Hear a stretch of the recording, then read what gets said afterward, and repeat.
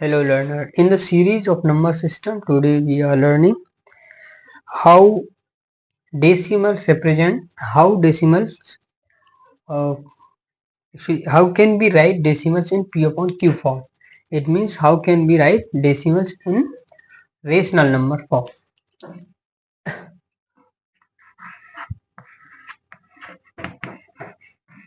Decimals in p upon q form. हमें ये निकालना है कि हम डेसिमल्स को कैसे p upon फॉर्म में लिख सकते हैं। तो हमारे पास यहाँ पे कुछ एग्जांपल हैं पहले से। देखिएगा, मेरे पास जनरली एक नंबर है यहाँ पे 3.1785। अब इसको आप कैसे लिखेंगे रेशनल नंबर की फॉर्म में? इसको तो जनरली आप सीख चुके हैं कैसे लिखेंगे अपॉन में। इसको आप हटाएंगे और 1 रखेंगे। कितने प्लेस पे? 1 2 3 4 प्लेसेस तक पॉइंट था, तो आप 4 0 यहाँ पे ऐड कर लेंगे। तो इसको आप चाहेंगे सिंप्लीफाई कर देंगे, तो that will be the decimals in p upon q form. ये बिल्कुल सिंपल सा तरीका है। इसको आप चाहेंगे तो 5 से डिवाइड कर लीजिएगा। मैं कर देता हूँ डिवाइड। 5 6 जा, 5 3 जा, 5 5 जा, सॉरी, ओके, 5 5 जा, and it becomes 5 7 जा, it becomes 5 2 जा। नाउ सिंप्लीफिकेशन के बाद आपका आंसर आ गया 357 upon 2000। This is the answer. तो आप इसको कह देंगे कि पॉइंट, ये जो नंबर था डेसिमल 3.1785, इसको क्या लिखा है मैंने? This is the p upon q form of this decimal. अभी हमारे पास एक टर्मिनेटिंग का केस मिल जाए, नॉन टर्मिनेटिंग का, नॉन टर्मिनेटिंग रिकरिंग या नॉन टर्मिनेटिंग नॉन रिकरिंग। तो आप उसको कैसे p upon q फॉर्म में note it down find out करेंगे? ये हमारा मेन पॉइंट है, इसको हमें सीखना है। इसको तो ऑलरेडी आप कर ही देंगे, बिल्कुल सिंपल सी बात है कि हमारे पास अगर कोई भी नंबर है, इसके लिए इसी टर्म में एक और एग्जांपल ले लेता हूं मैं, 1.25। अब इसको आप कैसे लिखेंगे? वही है 1.25 है, ऑन में इसको हटाएंगे और डबल जीरो आप कर लेंगे और सिंप्लीफाई कर देंगे इसको। 5 से सिंप्लीफाई कर दीजिए। मैं 25 से करता हूँ, 5 से करिएगा 25, 20 अगेन 5 से करिएगा 5 4। It means 5 on 4। ये है 1.25 का p upon q form. This is. अभी हमारे पास कोई और आंसर आ जाता है जो कि ये इस तरीके से नहीं होता है। अभी हमारे पास एक नंबर आया है 0.333333। इस तरीके से कोई नंबर है, तो आप इसको कैसे p upon q फॉर्म में लिखेंगे? ये हमारे पास एक मेन पॉइंट है that we are trying to understand how to write this number, this recurring number, non terminating recurring number। मैं इसको क्या करूंगा? Consider x, this is x equal to 0.3333। इसका मतलब क्या है कि अब इसी इक्वेशन, इसको मैं कह देता हूं इक्वेशन 1, और इसी में मैंने क्या किया? Multiply by 10। 10x equal to 3.333। ये हो गया इक्वेशन नंबर 2, यानी कि मल्टीप्लाई बाय 10। 10 से मल्टीप्लाई कर दिया। इसको आप लिख दीजिएगा, after multiply by 10 in equation 1।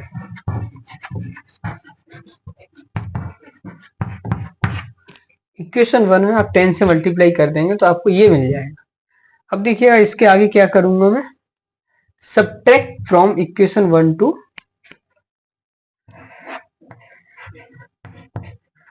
Subtract equation 1 from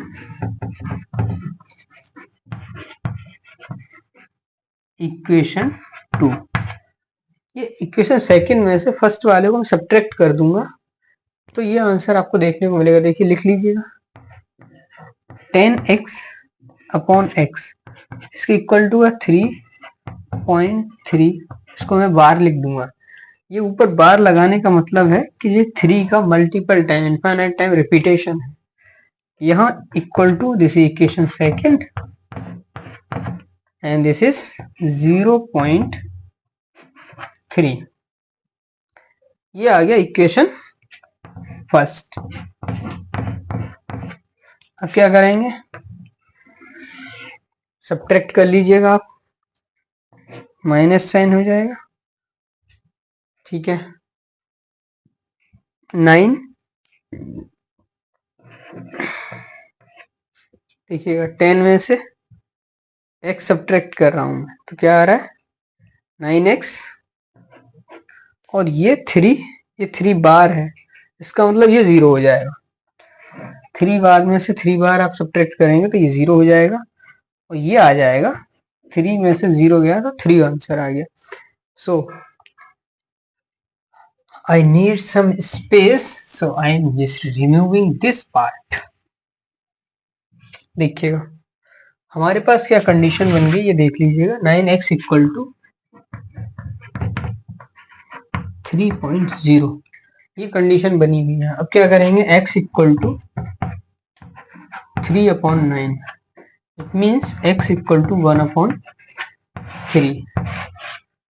तो ये आप इस तरीके से आप निकाल सकते हैं। How can we calculate this non terminating recurring decimals in p/q form. तो ये एक तरीका है, आप इसको लिख सकते हैं। और भी हमारे पास कई तरीके भी हैं। देखिएगा एक सेकंड एग्जांपल और है जो कि हम करना चाहते हैं so that the exercise 1.3 will be easy for you। देखिएगा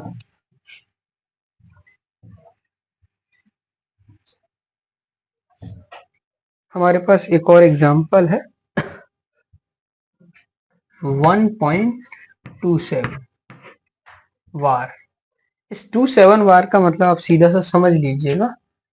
27 बार का मतलब है 27 ये ऐसे ही 27 रिपीट होता रहेगा। तो इसको मतलब अब मैं इसको इरेज करके 27 बार भी लिख सकता हूँ। इसको ये लिख सकता हूँ 1.27 वार। तो वही मैं केस क्या करूंगा इसके साथ x इक्वल टू 1.27 वार। देख लीजिएगा दिस इज इक्वेशन 1। ठीक है और अब क्या करना होगा, 2 डिजिट आगे करने होंगे। तो मैं किससे मल्टीप्लाई करूंगा 100 से मल्टीप्लाई करूंगा। मल्टीप्लाई बाई 100 इन इक्वेशन 1 तो 127.27 वार। This is equation second means after multiplying by 100 in equation 1 that we are getting this point। ये तो आप समझ चुके हैं। मैं लिख देता हूं मैं आफ्टर मल्टीप्लाई बाय, गलत हो गया, multiply by 100 in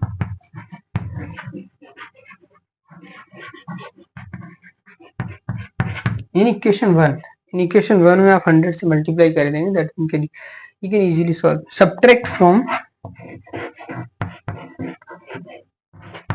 subtract equation 1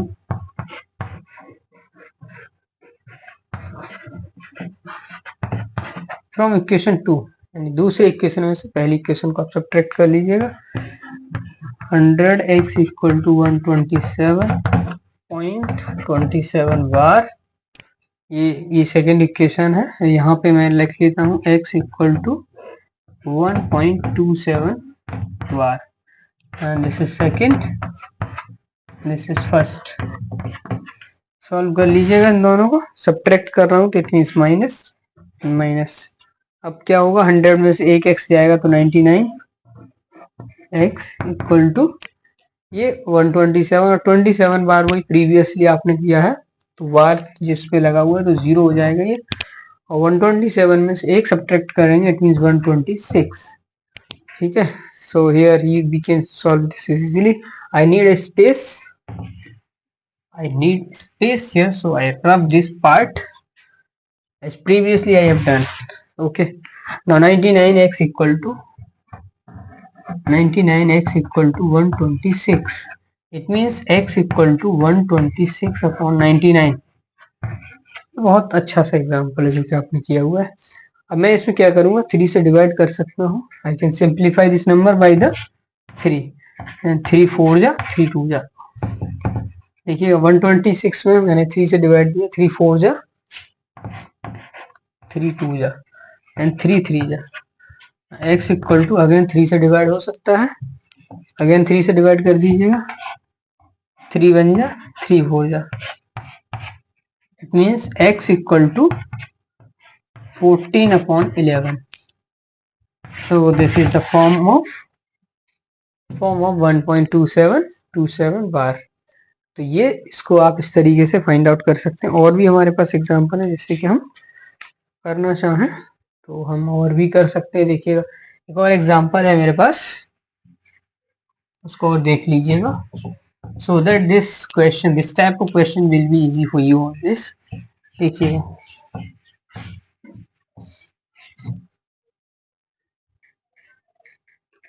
okay मेरे पास एक और नंबर है 0.235.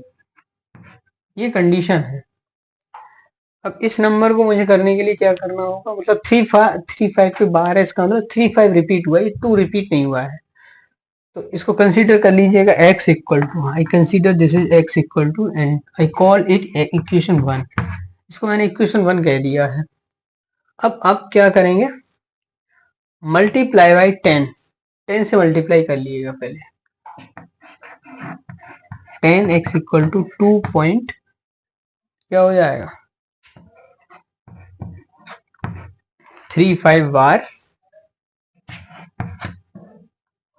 इक्वेशन सेकेंड, यानी मल्टीप्लाई बाय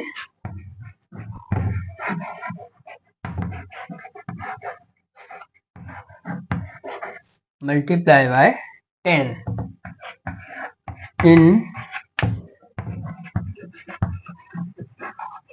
इक्वेशन 1. ये बड़ा सिंपल सा कर सकते हैं इसको. एंड द थर्ड, इसमें क्या करेंगे, अभी भी ये सॉल्व नहीं कर सकते आप. क्यों नहीं कर सकते, क्योंकि यहाँ पे इसके ऊपर बार नहीं है, तो इसको आप सब्ट्रैक्ट नहीं कर सकते. अब क्या करूंगा मैं, इक्वेशन सेकंड में मल्टीप्लाई बाय 100, तो 100 से मल्टीप्लाई करूंगा तो ये 1000 हो जाएगा. यहाँ पे 100 से मल्टीप्लाई करेंगे दैट बिकम्स 1000. अब देखिएगा यहाँ 100 से मल्टीप्लाई करेंगे तो क्या हो जाएगा 235.35 बार. अब देखिएगा this is equation third, multiply by 100 in equation second. लिख दीजिएगा इस बात को, मल्टीप्लाई बाय 100 से क्यों किया, क्योंकि यहाँ पे 2 डिजिट है, और यहाँ पे 10 से इसलिए किया था क्योंकि मुझे ये 10 2 जो है बाहर निकालना था. Multiply by 100 in equation second.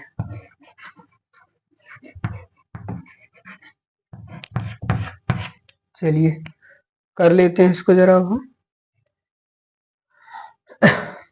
From equation third and second, यानी सब्ट्रैक्ट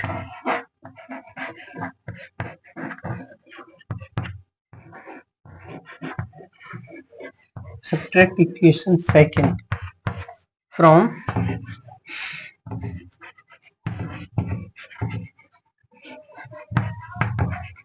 इक्वेशन थर्ड, यानी कि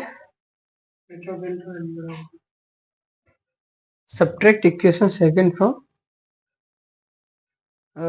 फ्रॉम इक्वेशन थर्ड.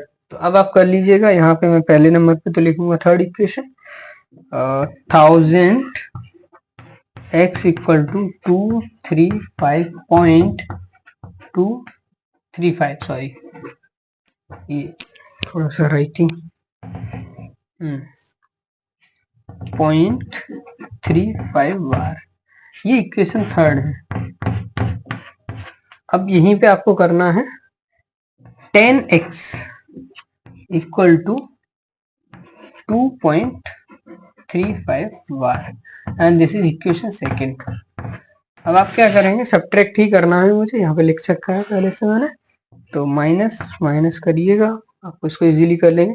ठीक है, 1000 में से 10 जाएगा, it means 990x equal to, ये अगेन वही केस है जिसपे बार है, बार से बार जाएगा सब तो 0 हो जाएगा, और 5 में से 2 गया तो 3 एंड 3 एंड 2। ठीक है, हमारे पास फिर again this place is not here, so I need to rough it right now. देखिएगा क्या करना होगा, यहाँ ये 990x को लिख लेता हूँ, 990x equal to 233, it means x equal to 233 upon 990. There is no common factor here, so this is the p upon q form of the decimal is 0.235. So I hope you understood how to write decimal in the p upon q form. This is very easy to understand. I hope so that you can easily do your exercise 1.3 in NCERT class 9th. Thanks for watching.